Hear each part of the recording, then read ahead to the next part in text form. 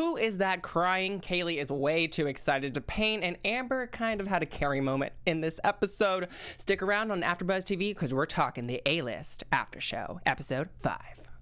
You're tuned in to AfterBuzz TV, the ESPN of TV talk. Now, let the buzz begin. What's up, AfterBuzzers? It is I, Ollie Drennan, here at AfterBuzz TV. We're talking an amazing show on Netflix, The A-List, Episode 5, In for the Kill. Now, as I have said, it's just me tonight, Ollie Drennan. My boy Archie J is not in the building. I'm joined by a ghost, but I'm also joined by a wonderful live chat. If you're tuning in live, please leave us your comments, your questions, your theories, anything I might be missing, because I am solo dolo tonight. And I would love to hear from you guys because I love talking about this show. This show instantly hooked me. We were talking last week, so I'm super excited to be back tonight. So let's get on to it. We got so much to discuss. We got to talk about Mia, our new Archer dude, Luca. We got to talk about that paint scene. Whew. With Amber, she was mad because Dev was looking up on Mia, and I think there was a kiss. So we're going to talk about that kiss. And of course, we got to talk about one of my favorite ships tonight, Petal and Alex. So why don't we get on to our first topic, and that is Mia encountering this strange Archer named Luca. Now, you know, Mia's just been kind of going through it. I'm thinking, is she crazy? Is she just seeing this guy, Luca, he is this Archer and he's injured and he needs supplies basically from Mia. And Mia's the only one that can really help him at this moment. And if she does get these supplies, then Luca is going to give her some... He's going to tell her where the spot is to get reception because Mia's trying to get off this island. She's trying to contact her friends, her family. She needs to get out of here because Amber is basically ruining her life. So I'm really interested in what you guys are thinking about this whole Luca situation. Where did he come from? Is he literally living by himself on this island in a shack or a teepee? I don't know what he's doing, but he's clearly hunting the animals. And it says a lot about this title of the show, In for the Kill. So he's just looking to kill something. And I hope he doesn't kill Mia. So, I got to shout out the live chat because Amy Wee, I see you're back from last week. She says, haha, are you joined by the ghost from the camp? Exactly. I am joined by the ghost. Hey, what's up? What do you got? No comment. No comment from the ghost. No crying here. That's a lot. That's what happened a lot. There was a lot of this crying, this strange, scary, eerie crying that was going on throughout this episode, which we'll talk a little bit about later. But first, before we move on to our next topic, I do want to shout out to you guys because you guys make us the ESPN of TV talk. So I really want to thank you guys and just keep on supporting us. If you're watching us on YouTube, please hit that like button and subscribe and comment questions, theories. I already said this, y'all, because I want to talk about this show. And yeah, we really appreciate it. We are on not only YouTube, but we're on Spotify, Apple Podcasts, wherever you get your podcast. We're here for you, and we're going to keep talking. So let's keep talking, and we're rolling on with the punches. And the next topic, I already brought up that ghost. Who is this ghost? Is this ghost someone that is from the camp's past? Like, this is really creepy because Mia's hearing it, but not only is Mia hearing it, Alex is hearing it as well, and Petal's hearing it. And it's like, no one wants to hear this damn ghost crying when Petal and Alex are kind of going through like their own relationship problems. Mind you, I already said it, I ship them. I'm totally here for the, I'm trying to think of their ship name. We got Petal and Alex, so it'd be like Aletal, or it'd be Petalix. I don't know. I'm here for it. And I really support the relationship because they did reconcile in this episode, if I do recall, because they kind of had a falling out back at the party. I want to shout out Valentina Gomez in the chat saying, I think Luca is like the Sawyer from Lost. Oh, okay. Interesting. This is, I said this last week. The show is very reminiscent of Lost. So yeah, I think, I hope it's not too much like Lost, because Lost started out good, and but it's just my own opinion. I didn't really like the ending of Lost, but I digress. So it's really interesting because a lot of this crying is coming from this cabin, and this cabin is like, Mia ends up in this cabin eventually.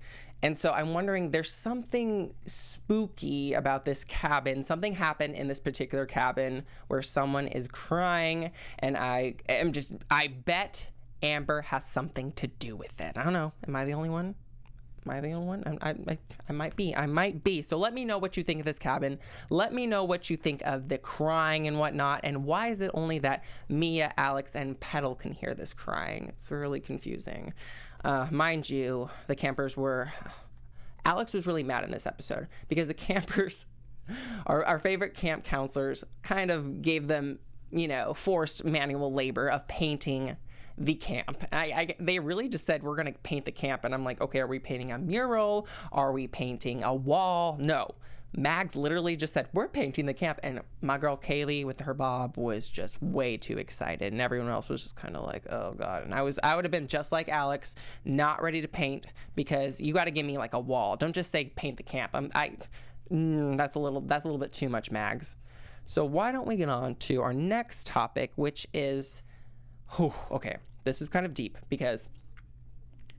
but I was here for it because Mia and Dev had a moment, and it was really interesting because I felt like Dev was a little bit, he was falling under the control of Amber, I feel like, in past episodes, just a little bit, not too much, but I feel like he really has a connection with Mia. I think they have history. I still think last year something happened between them, whether that was a relationship, a really deep bond, but they were in the forest together at one point, and I just remember Mia kissing him, and we go back to another shot of Amber kind of seeing this, or she had this feeling that Dev and Mia were together, and instantly she just knew that Dev and Mia had a moment within the forest, and this eventually led to a really crazy scene at the end of the episode where Mia and Amber were having like a showdown in one of the cabins, and we had Amber's dress on the wall, and it was just filled, and it was covered in,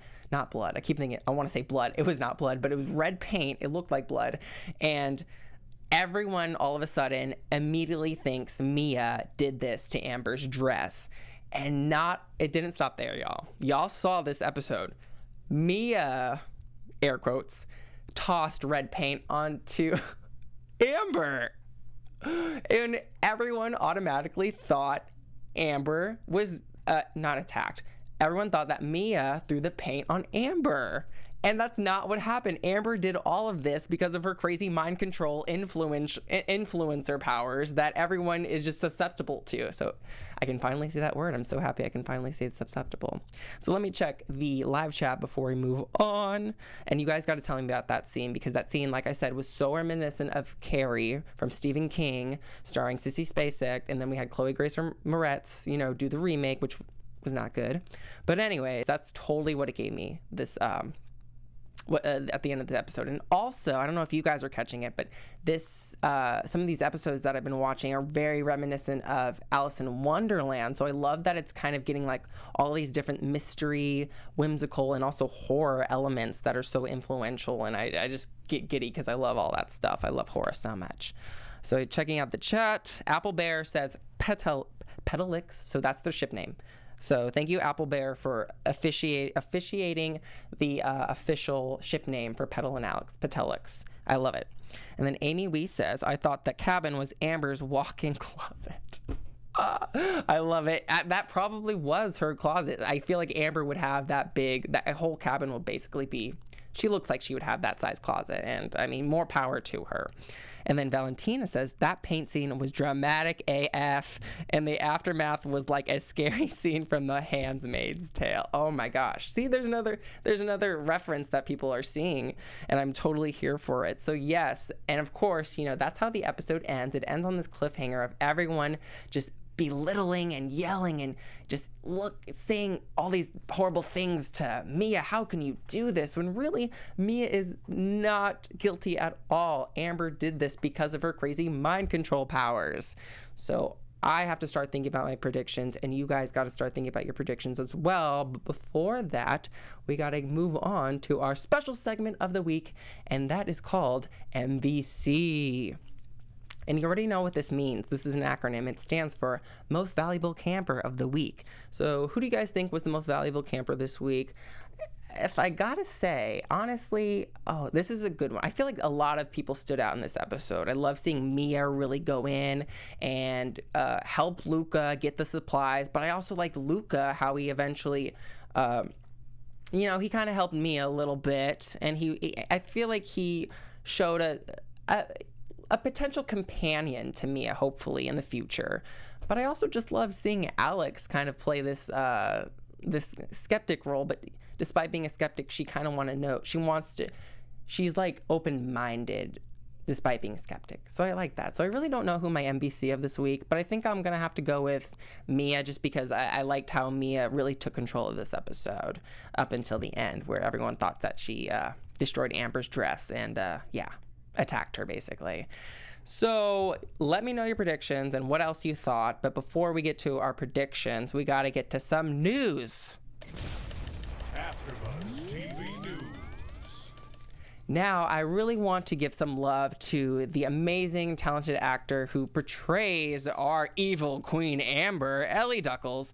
She recently shared a picture of her tattoo, and it's such a cute lightning bolt. And the reason why I want to share this, because these actors have so many fans and so many young fans, and I love seeing Ellie really showcase not only her tattoo, which is so cute, I love lightning bolts, but also showing her stretch marks. And it's okay to have stretch marks. And, boys and girls will look at that, and maybe if they have stretch marks, they'll feel more confident, and they'll feel like, oh, Ellie is really confident in her skin, and so I'm going to be confident and show off my stretch marks. And it's okay to have those. It's not a big deal. So I really just wanted to show that. And thank you, Ellie, for showcasing and just really supporting that body positive movement. I can't even talk, y'all. I'm just really too excited about Ellie, and I think she's so beautiful, and I'm so excited to see where Amber goes from here.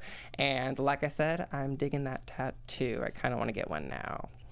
But unfortunately, we do have to wrap up, but we can't end here completely because it's time for some predictions and speculations. Your AfterBuzz TV predictions. Okay, well, everyone's saying that Petalix was the MBC and also Luca was the MBC, so I love it. It was really hard to pick. But in terms of predictions, I think Amber might be playing with Petalix and Mia with the whole ghost crying. Maybe she's trying to put him in a trap or something. I think Mia's gonna go through some kind of psychotic breakdown. She's gonna leave the cabin and hopefully reunite with Luca, and maybe they can kind of go on into their own adventure and maybe find out more about that cabin, and hopefully Mia can finally get some cell reception because that girl has not checked Instagram in a couple of weeks because she's been trapped here on Paragon Island. But let me know your predictions because I need to know what you guys think, because every time I predict something, it doesn't happen. But until then, thank you guys so much for joining us for the episode 5 recap review after show of the A-List. It was so much fun. Stay tuned, though, if you're tuning in live, or if you're not, that's totally fine, because tonight I'm also covering episodes 6 and 7 of the A-List, so don't go anywhere. Until then, I'm your host, Ollie Drennan. Stick around, because we got a lot more to talk about on the A-List after show on AfterBuzz TV. See you soon, guys. Our founder, Keven Undergaro, and me, Maria Menounos, would like to thank you for tuning in to AfterBuzz TV. Remember, we're not just the first, we're the biggest in the world, and we're the only destination for all your favorite TV shows. Whatever you crave, we've got it. So go to AfterBuzzTV.com and check out our lineup. Buzz you later. The views expressed herein are those of the hosts only and do not necessarily reflect the views of AfterBuzz TV or its owners or principals.